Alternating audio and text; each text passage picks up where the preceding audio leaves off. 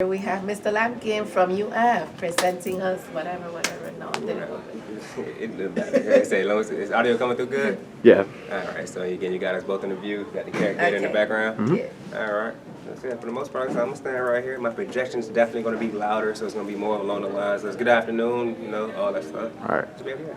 Okay, you can see the lines when it tells you it's high. Yeah. Their voice. Okay, cool. So that's good. And then what it'll do. Good morning, everyone. Thank you for being here. We have Mr. Lampkin from UF visiting us to talk to you a little bit about college opportunities, what is expected for you, your guys' application, for everything else. Any questions you guys may have, make sure you raise your hand and ask him because it's the best opportunity since applications are due in November. So take advantage of that and let's give him a hand. This is Mr. Lampkin.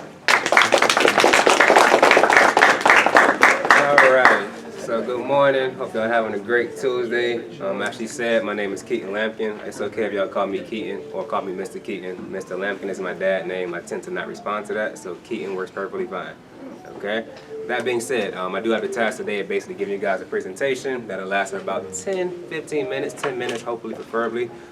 For that Q&A, any question you have about UF, please say before the end. It could be something you heard, something maybe you seen online. I don't really care. Whatever question you have, please ask it. By the time I leave here, my ultimate goal is do not ask her any questions. You should have all of your questions answered, definitely in regards to UF. Now, with that being said, a little bit about myself. I'm a Miami native. I also reside in Miami now. I no longer stay in Gainesville, but I did graduate UF and spent about 10 years in Gainesville. And yeah, like I said, and also being the Broward rep for UF, to be honest with you, I travel to every school and say the same things over and over and over and over. So this is my first school of the day, so it may flow a little bit more smoothly. Nonetheless, I am not trying to talk to you all day. I want to answer your questions. Now, how many of y'all have ever visited Gainesville or UF? Okay, I expected at least about half, so not too many hands. So I'm going to paint the best picture I can. So Gainesville is University of Florida is located in Gainesville. Gainesville is located in northern Florida. We're about 4.5, 5 hours away, depending on how you drive. It is a college town. What do I mean by college town? We all live in South Florida right now. Y'all can imagine. South Florida has a lot of different things to do. On the weekend, you can probably go this way, that way, the other way. In Gainesville, ain't too much to do besides University of Florida. Gainesville population is 133,000. UF population is over 60,000 students. So do the math. 50% of Gainesville is UF. All right. Now, having that many students in one location, two things are very, very important. First thing is going to be academics. Whatever you want to study. Again, I say whatever you want to study, whatever professional plan, whatever ultimate profession you want to get into, I can promise you UF can get you to that desired goal. We have over 120 undergrad majors. We have about 300 graduate programs, so that's basically your master's. Then if you want to go to professional school, we have the #1 med school in Florida, #1 dental school in Florida, only vet school in Florida.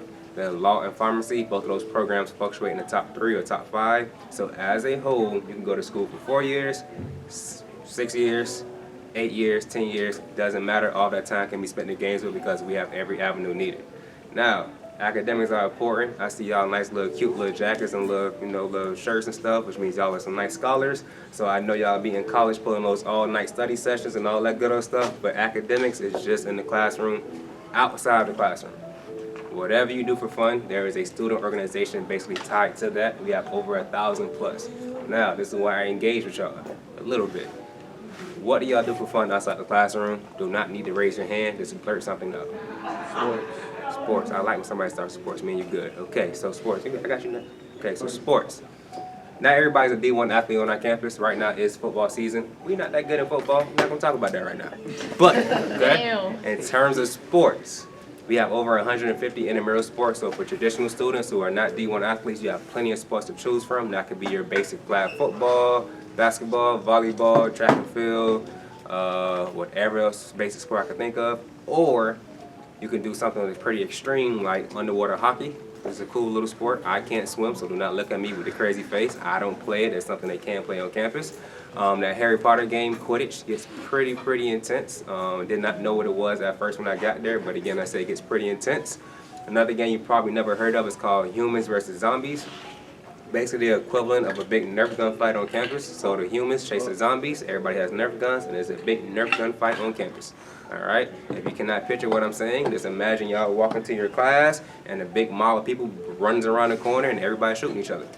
Pretty fun. At first I thought I wasn't going to engage in it, but I actually did. Spent about $100 worth of Nerf guns and I had a blast. Okay? So that's just sports. What were you going to say? I enjoy art. Ooh, perfect. I like y'all examples. Art. So art kind of goes on our School of the Arts branch. What I will say about School of the Arts, everything is kind of inclusive to that department. So they have about 300 clubs that tie to them. So walking through campus, it is not uncommon to see people literally drawing different visuals on campus or creating their own pictures. Honestly, I am a stick figure drawer, so I am not that good at drawing, but I will say we definitely have some cool kids on our campus who could basically draw anything they put their mind to. And like I said, you can see them literally just walking through campus drawing whatever they're drawing. So with that being said, I am going to go ahead and dive into the application because we are running slightly tight on time. I already know my guy right here knows our deadline, which is November 1st, because he already said it. So November 1st is our deadline for applying to UF. That's in about, I guess, 19 days. Take your time. You apply via Common App. If you do not know how to find the Common App, you can apply directly through our website. Click on Apply. It'll redirect you to the Common App. The next deadline is November 15th for your student self-reported academic record, also known as your SAR. For that process, basically, we do not need your transcripts when you apply. You will self-report your grades using the SAR website. It takes about 20 or 30 minutes. The only thing you need is access to your unofficial transcript, and you transfer your grades over to the SAR. Not too complicated. The last deadline is going to be December 1st for test scores. You have zero preference between SAT or ACT. You pick whatever one works best for you. We automatically super score, with December 1st being the deadline. The last test you can take is in the month of November, which is November 5th, I believe, the SAT. Okay? If you apply with a test score from maybe junior year in the system, you can update that test score by December 1st. Test scores have to be received by December 1st, not sent. So please make sure your test score is in the system by that time. So when we apply, if we get accepted, do we get a scholarship for the place, or we have to pay? I'm going to answer that on the back end, okay? Because you skipped some parts. I thought you were going to ask a question about test scores. All right, so any questions, I'm going to say save towards the end. I will address them all. But for right now, let me get through the spiel. So again, test score deadline, December 1st. You meet all 3 deadlines. Your decision is going to be the last Friday in February. All right, switching gears to pathways. When you apply to our school, there are several different pathways you will see an option for. First one is going to be summer B or fall. Summer B or fall is basically when you want to start on campus. It means nothing to us. I guess they're going to be in the background. Y'all can still hear me? Okay, so again, summer B fall means nothing to us. It's all about when you want to start. My best advice, starting in the summer is a little easier for a freshman. We have a very, very, very, very big campus. So when you come as a freshman, it's a little bit intimidating. Coming during the summer allows you to acclimate at a slower pace. Come during the fall, it's a lot of people on campus. You may feel slightly overwhelmed and you probably will get lost. All right, quick little tip, when you come to campus, for those who haven't visited, our campus map makes 0 sense, okay? Use your phone. The campus map will get you lost, okay? Now, after summer be a fall, you have Innovation Academy, Honors, and PACE. PACE program, something that you cannot apply to. It's something that can be offered to you. It is an online hybrid program, meaning your first 60 credit hours done online. When you complete those 60 credit hours, then you come to campus. So PACE, cannot apply to it, online first, then in campus.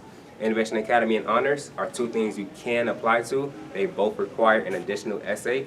For our honors program, it is kind of what it sounds like, the honors program. They're going to have some special courses that only they take. They have early registration for courses. They have their own residence hall, which is called Hume Hall, and they have some additional perks. Nonetheless, honors program, if it sounds cool to you, do some research. You can apply to honors, be denied from honors, but still be admitted as a traditional student. So do not feel applying to honors makes your life more difficult. It's just you expressing interest into that program. Innovation Academy, total different process.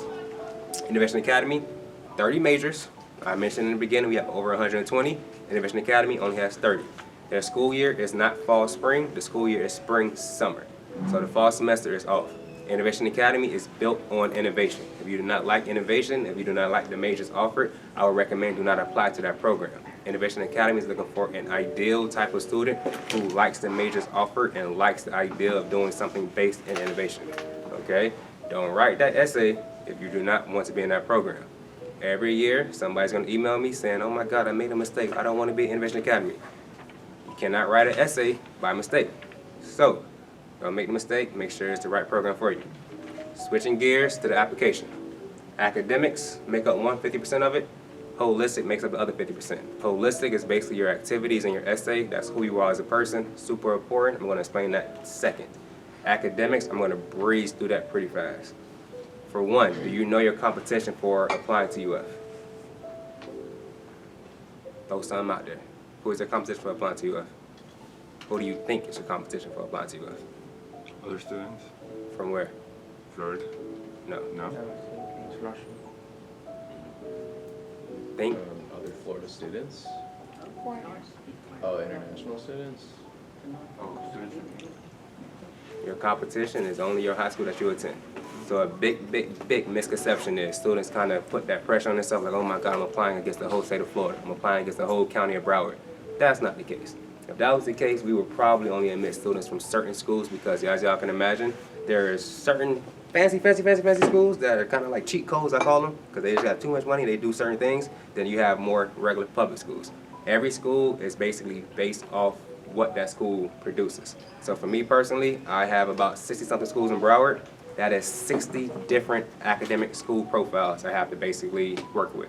So we do not expect every student to have the same thing because schools offer different programs. So why do we compare students who attend the same school?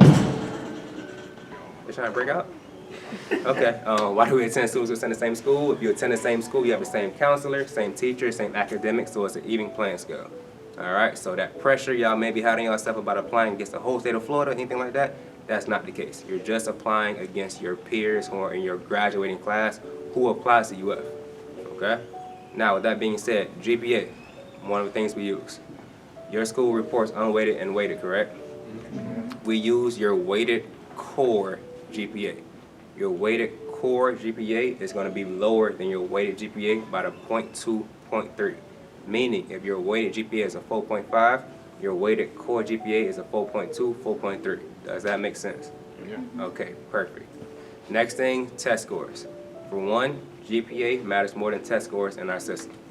All right, so again, GPA matters more than test scores. GPA is your resume over 4 years academically. Test scores are you spending a couple Saturdays in those cold classrooms, okay? We get it. So try your best when it comes to test scores. Again, I said we have zero preference over SAT or ACT. You take it as many times as you're comfortable. Send us all of your scores. Our system will automatically generate the best test score for you. A misconception is, oh, I don't want to send this score as my bad score. I don't see your bad score. I'm a little bit too busy. I don't have time to look for your bad score. I'm going to look at whatever score the computer generates, which is going to be your best score, okay? Last thing is going to be who took the most competitive courses at their school. Your school has, what, AP, IB? Yeah. AP? It got Cambridge. Cambridge. Yeah. AP. All right, so y'all have ACE and AP courses. When I look at my little fancy computer chart, I mean, this is just an example, not the fact of your school. Let's say your school offers 30 AP or ACE courses total. I'm going to look to see which seniors took probably 25 or more of those courses. You don't have to take all of the courses offered at your school, but you do have to take most of them. So again, I say in terms of that example, I'm just going to look to see out of that graduating class of those seniors who took the most AP or ACE courses, who challenged themselves the most. So it's not per se who has a high GPA, it's about who actually put the most effort in and who's the most well-rounded, which leads to my next portion, the holistic portion. Activities and essays are make it or break it for every student who applies to UF. Doesn't matter what school you attend at all, you have to be well-rounded in some type of way, shape, or form. So just having a GPA and test score alone, yes, that checks off one side of the box, but there's a whole other side, again, of being well-rounded. Only thing we're looking for is details about who you are. We don't have a status quo resume. Y'all new generation, y'all do a lot of stuff. So for me to expect everybody to play sports, everybody to do art, that is totally far-fetched, okay? What you do is dependent on you. Again, I say just tell us in as much detail as possible. There is no such thing as too much information. There is no such thing as too small of a detail. There's really no such thing as leaving anything out.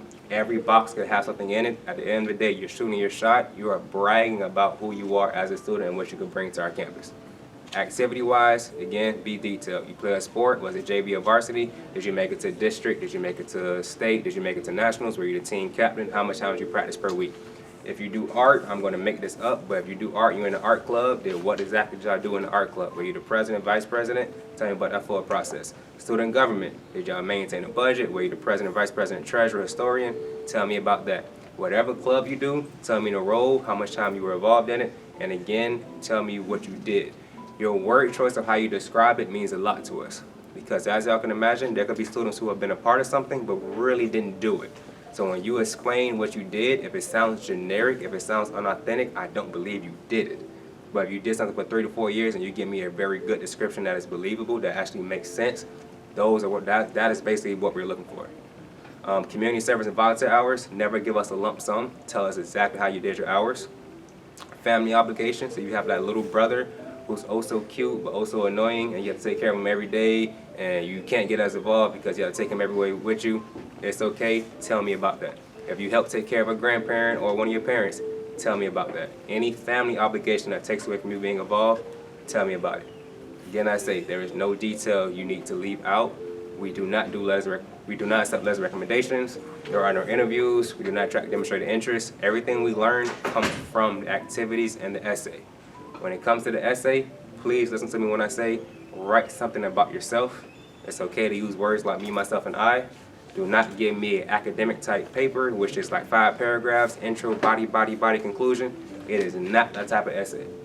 People ask what format should I use? It doesn't matter what format you use. We're reading it for the content, we're not reading it for the grammatical structure of your essay.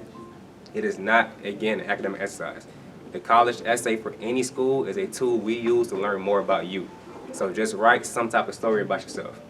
Happy story, sad story, something you want to accomplish, something you persevered through, a funny story from childhood. I don't really care. As long as I learn something about you, that's what we're trying to achieve by reading the essay. Do not give me a research paper or a history paper. I am not your teacher. You just gave me a headache. I read your essay. I did not learn nothing I wanted to learn. Not a good essay, okay? Essay is literally something about you. Pick whatever topic you want. It's 650 words. Don't write your name on your essay. It's your college application to UF. I think I know is your essay. I don't need your name on it. Do not write the date.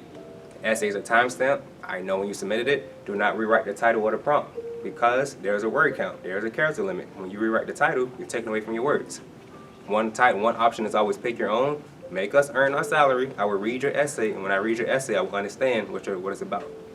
Now, that being said, I talked for a little bit too long, first school of the day, but I am done. We have a good amount of time for Q&A, so feel free to ask any question you want. To piggyback off her question she asked in the beginning, scholarships is a total separate process. That's through FAFSA. Definitely recommend you completing that.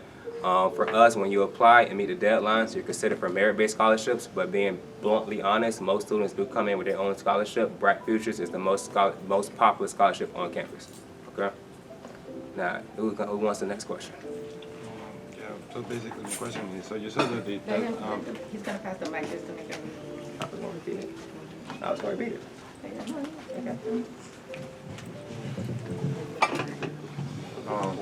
So you basically said that the testing deadline was December 1st, right?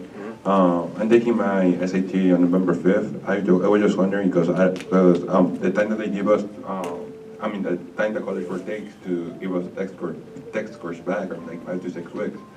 How are we going to send it to you if we don't have the test scores like The that? last test you can take for UF is November 5th. If you put the scores to be sent directly to the school, so you don't see them first, you send them direct to the school first, you'll be okay. Okay. If you try to see the test scores first, you're going to miss the deadline. Okay. All right?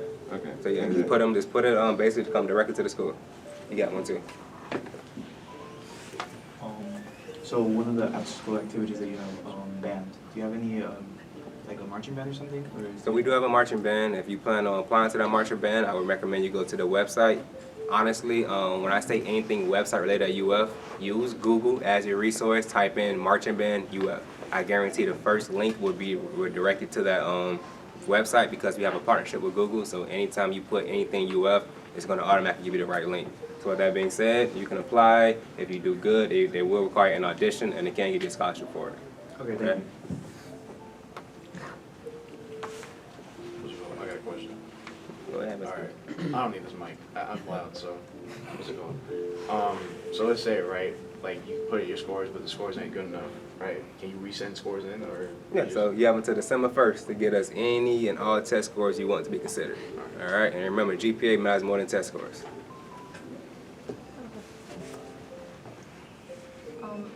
Okay. I'm a junior, so would I have to wait till my senior year to apply? So I can't apply as a junior or as a senior? So for all of my juniors, you can try to break the code, but I'm pretty sure it's gonna block you out. So as a junior, wait that one more mango season, and by the time mangoes sprout next year, you can apply, okay? But again, you definitely have to wait until your senior year. For AP test scores, right? There's a section in the Common App that asks for like test scores for AP. No way. So AP scores are not considered, or A scores are not considered when applying. We do not look at college credit when applying. Why? Because everybody in Florida has college credit. They either took AP, IB, ACE, or dual enrollment. If we were to consider college credit when applying, we're not getting y'all decisions back until she applying her junior year. Okay? So it'll take way too long. So on the front end of any Florida public school, us, FSU, UCF, all the Florida public schools, we are not looking at your college credits on the front end. So when applying, we're seeing your grades, your coursework, all the courses you're taking.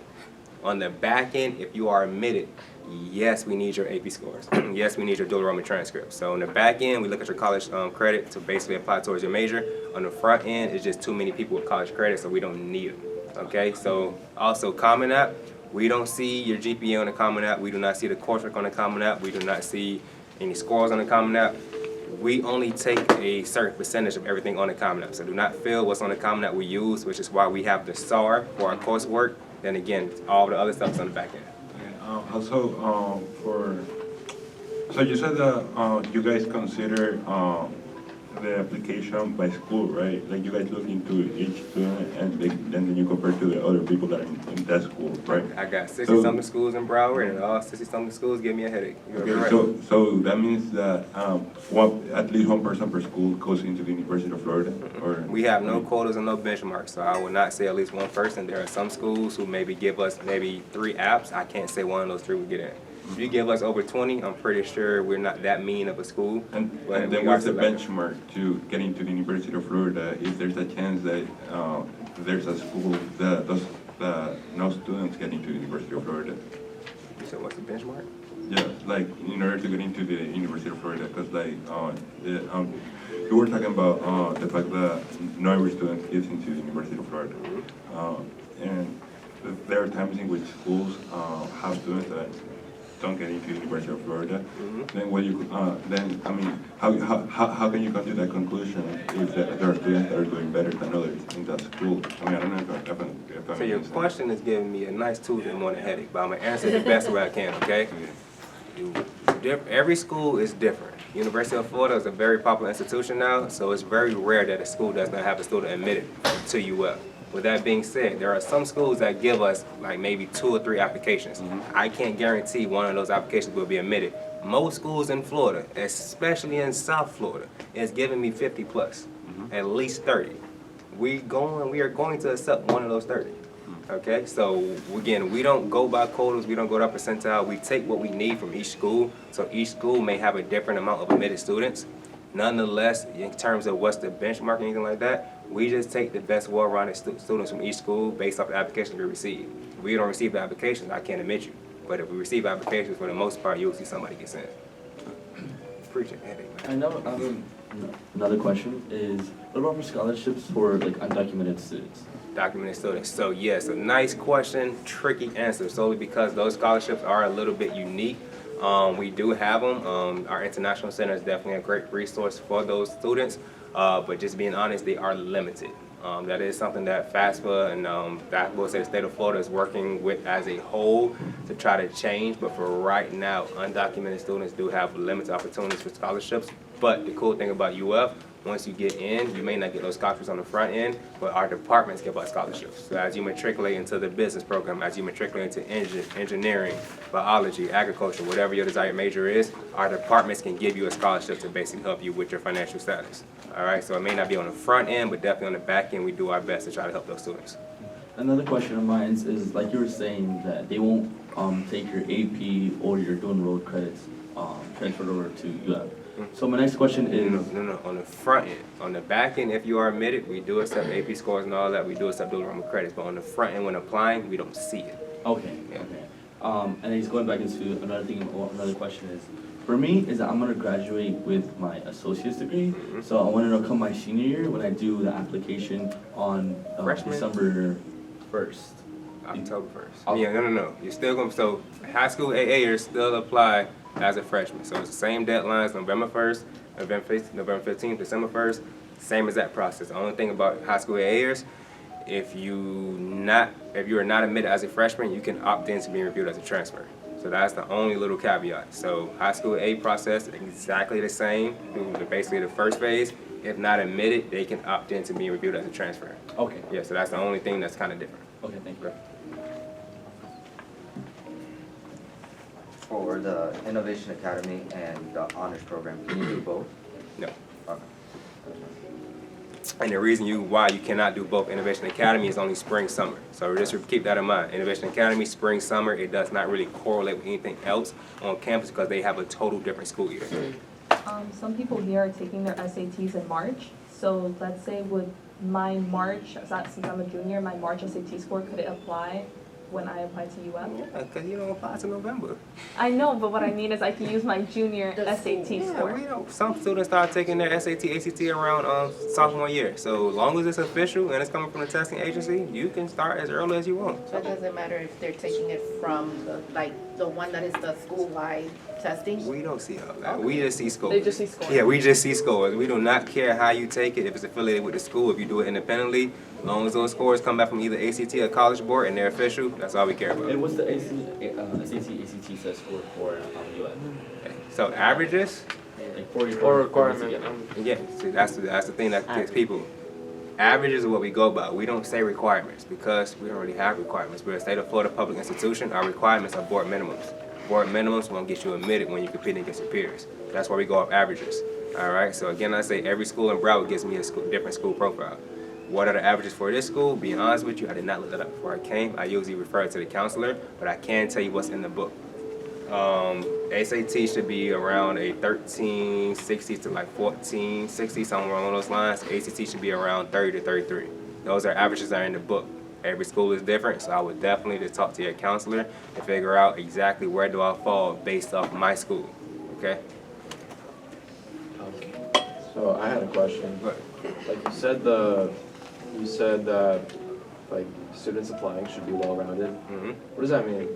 Well-rounded is somebody who is good in the classroom, good outside the classroom. Like I said, well-rounded looks different on each student. Somebody plays 2 sports, somebody else is in the art club and does art type activities, somebody else is in the band, somebody else has a part-time job. Well-rounded looks different, right? So it's just like being able to multitask essentially is what it means. Like you're able I to guess do you call it school, then you're multitasking. in clubs, it's for sports, whatever. Like I said, just you are involved outside the classroom. All right, like I said, Thank you. like I said, for us, we're not a threshold type school, so just having certain numbers does not really guarantee you anything. We look to see that you can excel outside the classroom. You got a question? Nigga, you walk around today. All right, now, the last question. Right now I have a 1080 on the SAT, which I don't think is good to get in, but like I also have extracurriculars and academics are really good. So I was just wondering like how much does the SAT score impact your admissions into the University of Florida? It's a factor. Like what percentage would you say? So I get this a lot. Students come up to me and they tell me, yeah, you tell me your numbers and where you fall. I don't know how that really applies until I can see everything in the full concept on my computer screen. Because you're telling me that you're one student. I don't know what the rest of your class is going to produce. So I can't tell you exactly how that's going to fall in my review process until I see your whole school. So I don't work off numbers, which is again a very popular thing. So just tell me, I don't understand what your number means until I see it against your school competitors in the full context. So therefore, until we get basically into like Christmas time, when all of our deadlines have passed and I have all my information, I don't know exactly how strong or competitive you are in your class until I can see it on paper. So just to clarify, I think what I'm taking from it is that it doesn't really matter, or it doesn't matter on your test scores, your GPA, academics, but what you're saying is what it really pinpoints is your average on the school. So depending on let's say you may have like a 4.0 GPA, in this school, and it's considered like a super highly thing. Well, in another school, 4.0 is nothing. Perfect, So- perfect example. I have some schools that go up to a 6.0. I have some schools that don't touch a 4.0. So to bring back that question I asked in the beginning about who you compare it to, if we only admit, we were going against the whole state of Florida, there's certain schools in Florida who are, again, too accelerated. We're only going to pick students from those schools, which is totally unfair. So every school, again, gives me different numbers. So like you said, bring your thing into it. His test score against his peers here may be look totally different than what a 1080 may look like in terms of the broader picture. So until I can see exactly how many people is applying from this school, what everybody else has from the school, then again, how well-rounded students are from this school, I truly don't know. I got you, bro. Every year, there's going to be somebody who has a good GPA, good test score, who maybe gets denied, and they're pissed off when they see somebody else from their school who they feel they are above get admitted. My response always to that is the person who is usually at the top is very, very generic or brief on the application. They assume because of their GPA and test score and whatever activity they do that it's going to be admitted. Compared to the person who's slightly lower, that person gives more effort. So they're busting their butt on the application. They're telling me everything I need to know. They're giving me more information so I can have a clearer picture of who they are. So what I'm basically saying is everybody has a chance. It's all about how you present yourself in an activity and how good your essay is. That's the make or the break for every student. It's not your GPA or your test score. Numbers are numbers. There's not a big difference between certain numbers. 4.0, 3.8, same thing. 4.2, 4.0 is about the same thing. Same thing for test scores. What is the make or the breaker for us? That's going to be who you are inside the classroom. And it's not just who you are, it's how you present the information. I've met kids who are super awesome in real life, talk my ear off for 20, 30 minutes straight, and I see the application, they don't have that same energy behind it. That activities and essay is going to be the make it or break it for every student who applies. So if you don't take nothing else, just know, take your time on the activity section, write a good essay. All right, so let's say you get in, right, and you want to major in something, but you want to switch that major. Can you do that? We don't admit by major at all, so everybody is admitted as a freshman, for one. Second thing is you do not clear your major until your sophomore spring, so that's 2 years on campus before you pick your major. All right, and then what's it called? Sorry. No, you're good. What's it called? So once you like pick your major in your sophomore year, right? Can you switch it during your junior and senior year? Or you got to do that. By the time you pick your major, that sophomore spring, you're going into your junior year, so you're kind of too late to be switching your major. So those first 2 years of being undecided is your time to be undecided and figure out what you want. By the time you declare a major that sophomore spring, you are kind of stuck on that major because understand if you can't really switch by the time you become a junior. It's kind of too late. Yeah. No, it's fine. The question I had was, almost all of us on here are in these uniforms. That means we're in a military academy and we do JROTC, and those are technically leadership classes. So would that play, like, do you guys see that, and do you guys offer programs like that? So we have ROTC, all military branches, and yes, we'll see that because that's based off the school profile. That's why I kind of break it down. Every school is a little different. So for me, I would have to know Hollywood Hills has X, Y, Z type of courses, so I understand what the students study. Okay. Another question is that the school has a magnet program. Like those students who are wearing the yellow, they're in the magnet program, and like me, I'm not in the magnet program. So would that affect the total average on how you look at things, or? I mean, schools that have a magnet program does kind of affect things because when they apply, their courses are a little different. But nonetheless, it's not like I'm looking for just magnet students to admit. I'm still going to basically give everybody a fresh shot. You still take AP and ACE courses, right?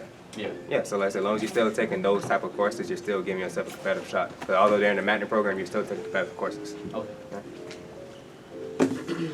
So you're one of the mission officers for like Broward County? I'm B. Oh, you're Broward County. B. You said B. Interesting.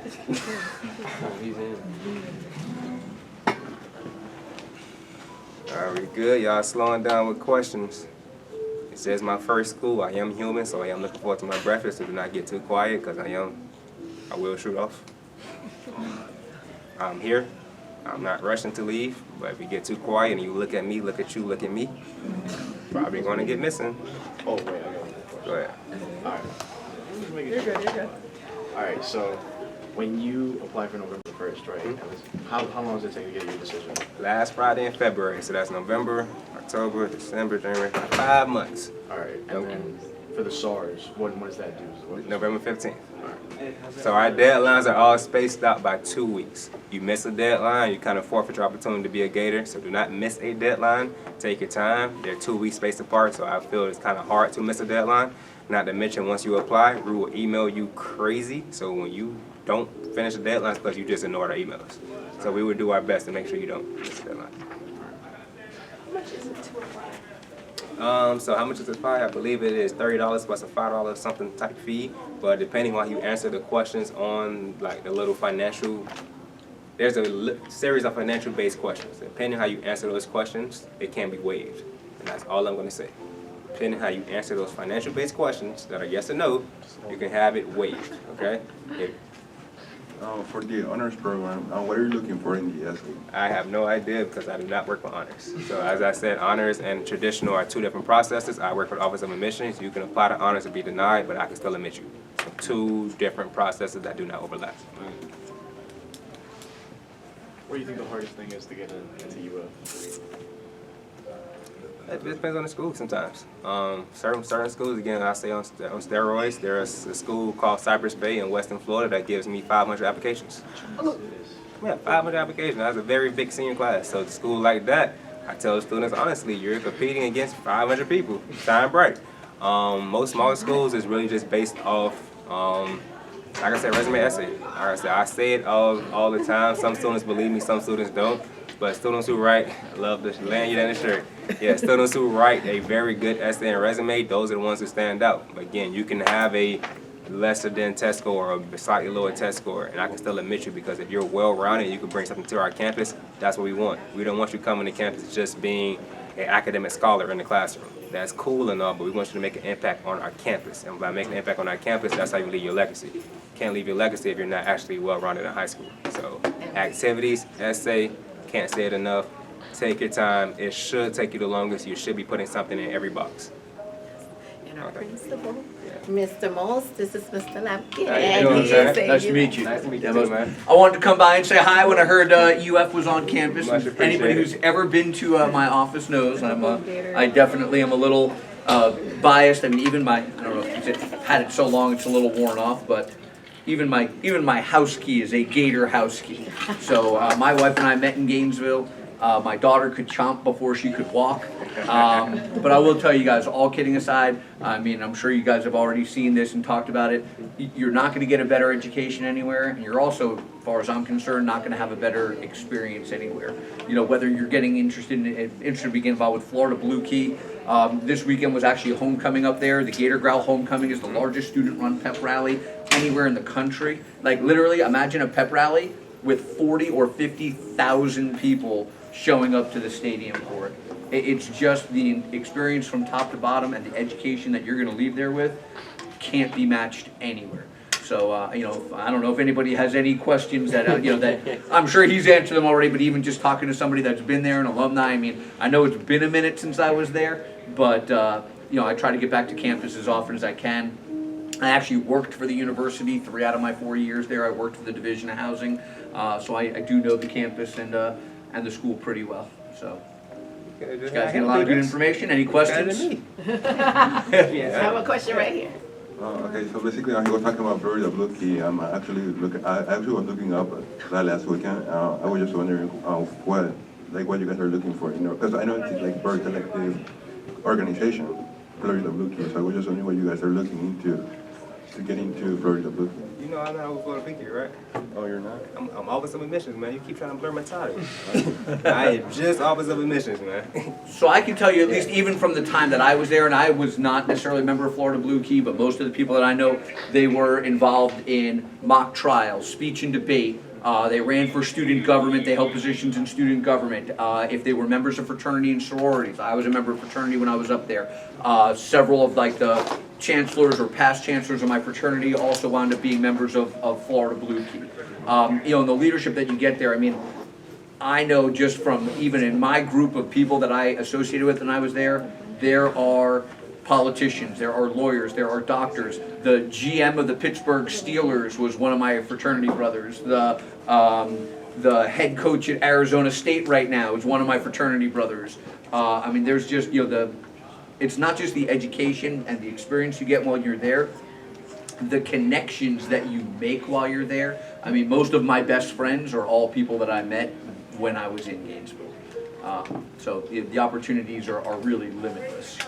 So, but like anything else, you're gonna get out of it what you put into it. I had friends who did the bare minimum, and like their diploma does say UF, but they didn't come out with the same experiences that I did because they weren't willing to go the extra mile. And to be honest with you, a lot of that's here. I do see a lot of Elma cadets in the room, and of course, right, whether you're in Elma or whether you're on the traditional side, really, the opportunities, if you want to be in leadership, whether that's through clubs, through sports, through community service, right? You can do just kind of the minimum and go through high school and get your diploma and then be like, okay, I'm here, what's next? Or you can take that active role and be a leader. And honestly, at university, it's that much bigger. It's the same opportunity, but where here, you've got Ms. Ramirez, you've got your counselors, you've got your APs, you've got me trying to push you, trying to steer you in the right direction. Of course, there are academic advisors and there is assistance when you go to college, but how big is the university now? 60,000 students. 60,000 students. It's a lot easier to fall between the cracks. So if you're not out seeking those opportunities, it'll pass you by. So make sure you, no pun intended, but make the most out of the opportunity. Thank you guys, appreciate that. Thank you. Have a great day, guys. All right. Any final questions? I think he did a good job. I want to leave on his outro. So. Thank you, Mr. Mose. Yeah. Any final questions? We just want to take a picture real quick. Picture? Yes. No, I should charge y'all for the picture. Y'all got me on camera. I done became a movie star today. What? I got the picture. All right, let's go. Okay. So guys, let's give him a round of applause.